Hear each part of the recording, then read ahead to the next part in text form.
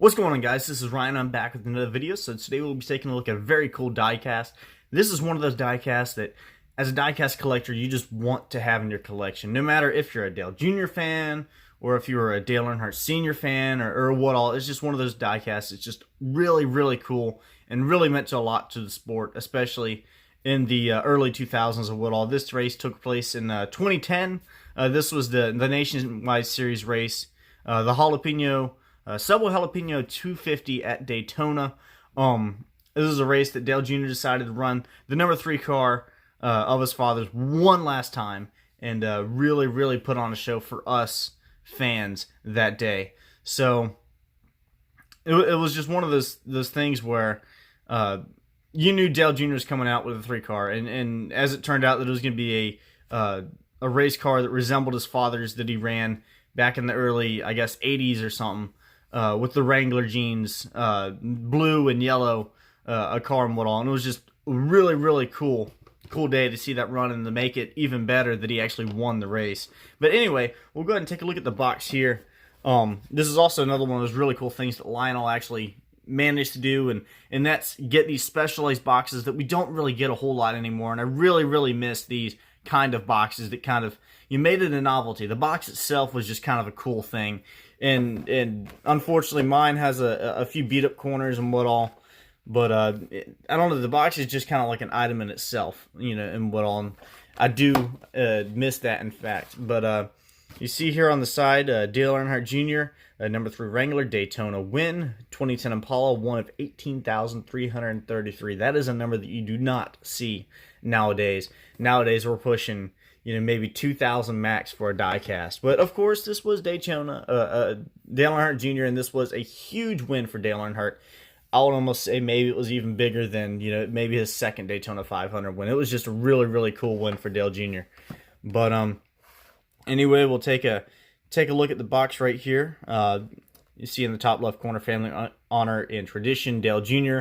with a picture in Victory Lane and a render of the car there with Dale Jr. holding the trophy.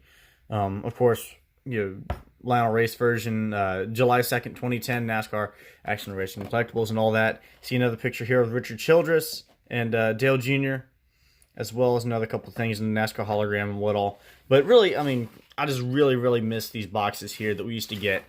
Same thing for like Chase Elliott's first win with Texas. That one also had a rendering kind of like this that is just really, really cool. If you can have a box that's in really good condition, it's almost display worthy. So, as you see here, Dale Jr. with his crew chief. I don't remember if that was his, I don't think that was his Cup crew chief. I don't remember. I didn't really focus, you know, on NASCAR as much as I do today back in the 2010s or what all. But especially the Nationwide Series and what all. But there you see Dale Jr. with his crew chief and all that. So, enough with the box. Let's go ahead and take a look at the stat card, which is another thing that is really cool. This is kind of like an irregular kind of stat card, different from what we get today. It's much, much larger, which is in a way kind of a bummer because I can't fit it. As you can see, I can barely not fit it in that case and what all, just because it's actually too tall. It's actually just barely wide enough, but it's too tall to put in the case, unfortunately. But a really, really cool a case or a card here. You see Dale Jr., of course, run to the card, Victory Lane, and what all. Some of the pictures we've seen before on the box. Anyway, we see right here, winner, Daytona, Florida. Time of the race, 1 hour and 44 minutes. A pretty short race, but of course it is the Xfinity Series. Hour 44, 37 seconds. Total laps, 102. Starting position, 3rd. Number of cautions, 4 for 16 laps. Number of leaders, 8. Number of laps led by winner, 33. Margin of victory, 0.094 seconds. Nationwide career wins, 23. And of course, this was a Subway Jalapeno 250 at Daytona International Speedway, July 2nd, 2010. So, of course, this was the July Daytona race there. And again, it's a bummer that we're going to be losing that July Daytona race. I think it's going to be going to, I can't even remember when it's going to be going to, but it's not July. At least not the 4th of July weekend or what all. It's going to be the Indy weekend, apparently. But, which is a bummer for me, but you know, NASCAR's going their way, whatever, what they're doing, whatever. So, another cool thing that we got in the car, of course, you do see the diecast here, but we also got this pin, which I thought was cool, and I kept it in the packaging or what all, just for, you know, whatever reason. It says Victory Lane, Daytona 7-2 2010. You see the 3 and Dale Earnhardt Jr. But enough of that. Let's go to the main reason why you're here, and that is the diecast. This car, of course, with it being, what, 18,000 that we said, 18,300 or something, it's still a car that holds a lot of value to people.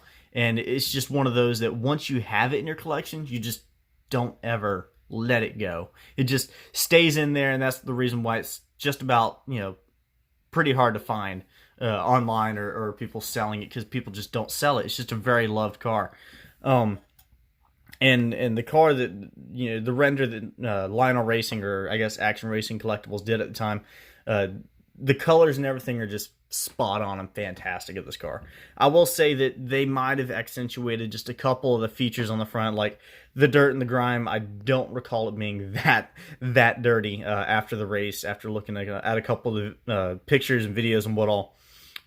This was actually after the race. Dale Jr. actually did not do a burnout in this car. I kind of did a couple victory laps and what all, and kind of woe to the fans and everything. So there's no burnout markings. There's no blown out tire or anything from this, but still a very cool and stylish way to have a send off for Dale Jr. and the 3 car. Of course, like I said, the last time he drove the 3.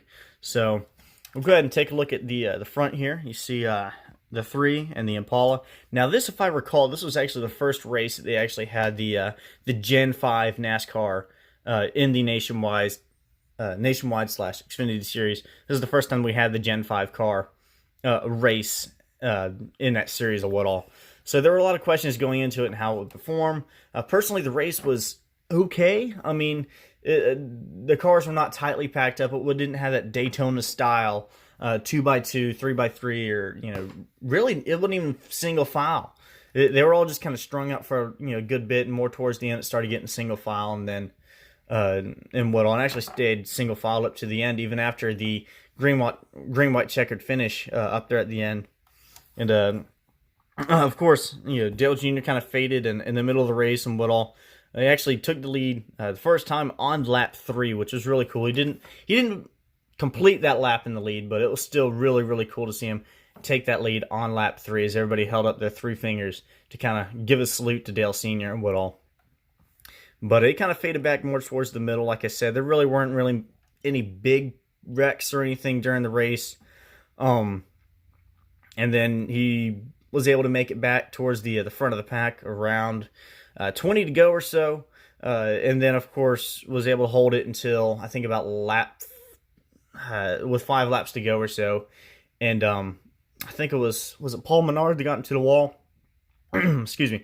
I think Paul Menard got into the wall and brought out the caution, and then it led to a green-white checkered finish, or at least 3 laps to go. And Dale Jr. was able to hold off Joey Logano, which I think is actually where this right here came from, was that massive push by Joey Logano to get Dale Jr. back out to the lead, and he was able to hold that lead until the finish and win. So, again, just a very, very cool race, very, very cool paint scheme, and it looks absolutely stunning in person, I will say. But, of course, going right here on the front, you see, again, Wrangler jeans with the V's up here, and number 3. Of course, the other standard contingencies and RCR there on the left front headlight, and nationwide up top. You see the roof camera and the roof camera sponsors and what all. Dale Jr. there with the, I believe that's the North Carolina state flag, and the nationwide series and the other standard contingencies. Number 3, NASCAR Hall of Fame. And I do believe that reminds me, I think 2010 was the first year for the NASCAR Hall of Fame. So that was another really cool thing that, in 2010, Dale Sr. was just inducted into the Hall of Fame for NASCAR, and hence I think one of the main reasons why Dale Jr. decided to run this paint scheme. You see there as well, Oreo and Ritz and Wrangler and Dale Earnhardt Hall of Fame and what all, and Mountain Dew and all that other stuff. Of course, you do see also the Sport Our Troops tires, which they run at Daytona, still very, very cool. Wrangler here on the back deck lid and a little camera pod there, and of course the push right there, like we were just mentioning with Joe Logano.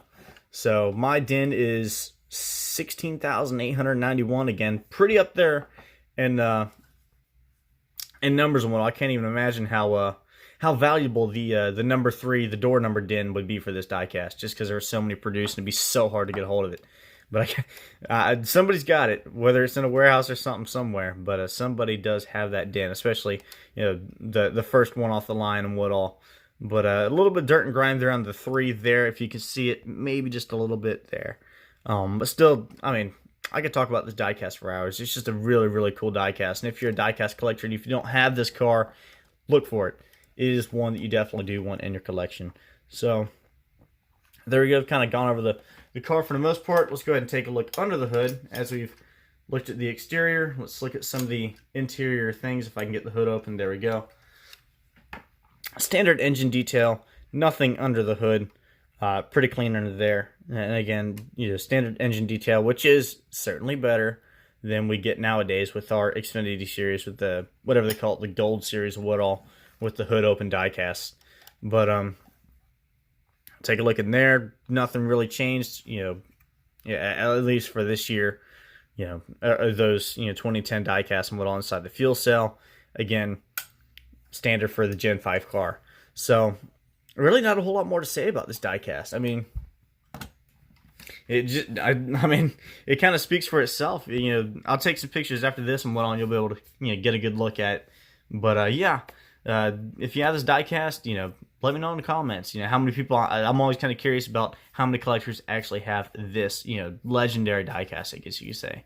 But yeah, all right, guys. Well, this is Ryan, and I will see y'all in the next video. All right, guys. Thank you.